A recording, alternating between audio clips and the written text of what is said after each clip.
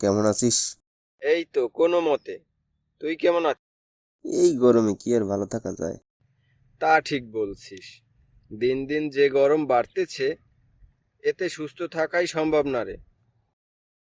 হুম। তোদের ওদিকে আজ তাপমাত্রা কত রে? 45 ডিগ্রি সেলসিয়াস। তোদের? 48 ডিগ্রি সেলসিয়াস আজ। শুনছি কাল নাকি 50 ডিগ্রি সেলসিয়াস হবে। কি বলিস? এ তো হলে থাকবি কেমনে? এখন তো দুইটা ফ্যান চালাই, তাও থাকতে পারি না। তখন হয় ফ্রিজের মধ্যে ঢুকতে হবে, না হয় পুকুর, নদী, খালে পানিতে বসে থাকতে হবে। হ্যাঁ, তা ঠিক বলেছিস। ফ্রিজে ঢুকতে হবে রে। খাল, পুকুর, নদীর পানিও তো গরম হয়ে যাচ্ছে।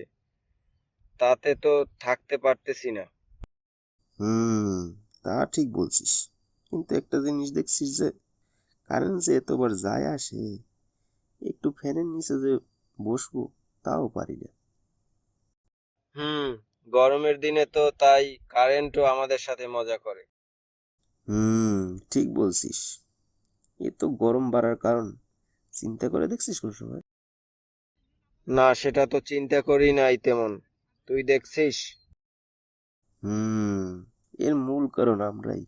কেমনে আমরা?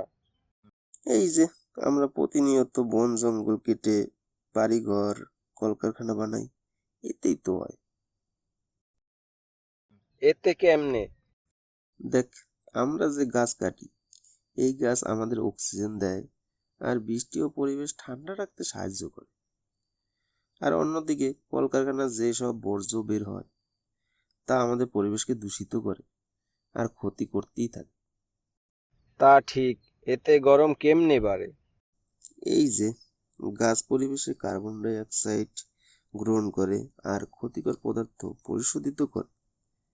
আর গাছ কাটার তো আর এ করতে পারে না, যার কারণে গরম বাড়ে আর পরিবেশও আমাদের অনেক ক্ষতি করে। এটা দিন দিন চলতেই যাচ্ছে এরকম। তাহলে আমরা আমাদের ক্ষতি করে যাচ্ছি দিন দিন। হুম, ঠিক। আর দেখ, আমরা এটা জেনেও ঠিক হই না, এই ক্ষতি করেই যাচ্ছি বছরকে বছর। এর জন্য সবাইকে মিলে বড় পদক্ষেপ নিতে হবে। হুম, চল আমরাই শুরু করি। চল।